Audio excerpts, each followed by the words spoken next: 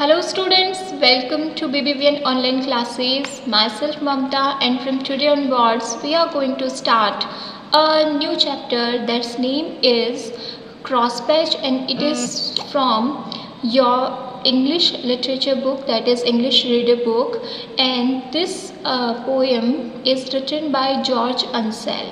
So George Ansel जो है right now he is living in England and he is a retired teacher, and nowadays he is writing poems और stories for children. So mainly उनका जो writing work है वो children को focus में रखकर वो जो है कर रहे हैं.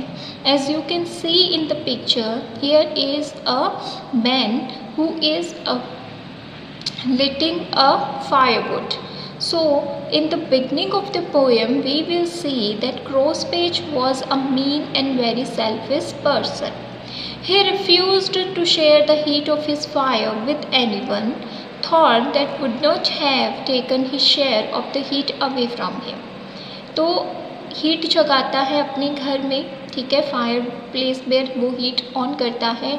कोल जो है उसने अपनी मेहनत से ख़रीदा है, ऑब्वियस सी चीज़ है, लेकिन ये वाली जो हीट है वो किसी के साथ में शेयर नहीं करना चाहता क्योंकि उसे लगता है कि उसके नेबर्स जो हैं वो इस चीज़ को उन्होंने अर्न नहीं किया है, इसलिए उनको ये चीज़ जो है मिलनी भी नहीं चाहिए.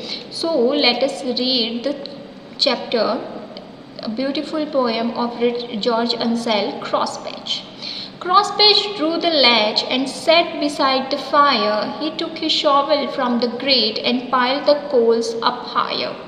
तो क्रॉसपैच जो है वो फायरवुड के पास में आकर जो है प्रिपरेशन करता है और उसी के पास में बैठ जाता है, फायर के पास में. ये जो fire place you can see, ठीक है, यहाँ पर वो सारी प्रिपरेशन करता है और यहीं पर बैठ जाता है. As all it is obvious कि ये विंटर्स का सीज़न है, that is why he want heat in his house.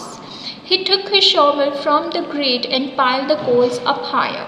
Shovel जो होता है वो एक तरीके का एल्यूमिनियम का या कोई औजार होता है जिससे कि जो लकड़ियाँ और जो कोयले जल रहे हैं आप उनको असेंबल कर सकते हैं.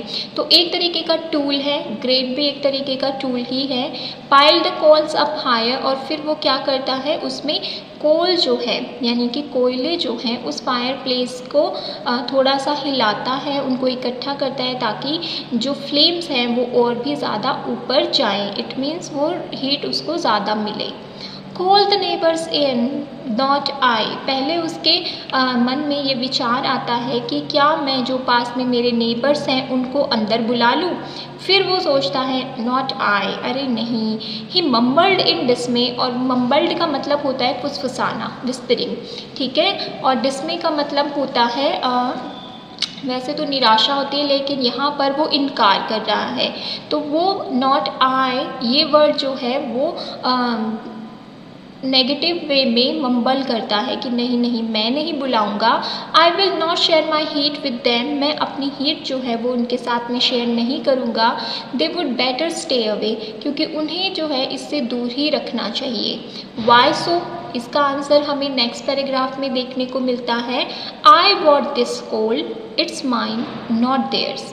क्योंकि ये जो कोल है, ये जो ईंधन है जो कि हीट को जलाए रखने के लिए ज़रूरी है, वो मैंने ख़रीदा है, नॉट देयर्स. और ये जो है ये उनका नहीं है, किनका, नेबर्स का नहीं है. It cost a pretty penny, यानी कि इसके मैंने अच्छे खासे दाम चुकाए हैं. Let them buy coal for themself, उन्हें जो है अपने लिए, खुद के लिए कोल जो है वो ख़रीदने दो. आई will not give them any, क्योंकि मैं अपनी हीट जो है वो जो कि मैंने ख़रीदी है उसका मैं कोई भी हिस्सा उनके साथ में शेयर नहीं करूँगा. सो ये तीन जो हैं स्टैंजाज ये हमें बताते हैं कि पहले एक इंसान है जिसका नाम क्रॉसपैच है, वो अपने घर में जो है फायर जलाता है, ठीक है, फायर प्लेस पर, और उसके बाद में वो सोचता है कि क्या मैं नेबर्स को अंदर बुला लूँ. फिर वो कहता है कि नहीं, मैं तो बिल्कुल भी अपनी हीट किसी के साथ में शेयर नहीं करूँगा, क्योंकि ये हीट जो है वो मैंने अपने पैसों से ख़रीदी है, और अगर उनको चाहिए हीट तो वो अपने पैसों से खरीद लें। सो इन 3 स्टेंजास में जो क्रॉस पैच है उसका सेल्फिशनेस जो है वो हमें क्लियर दिखाई दे रहा है। And the next part we will discuss in our next video. Thank you.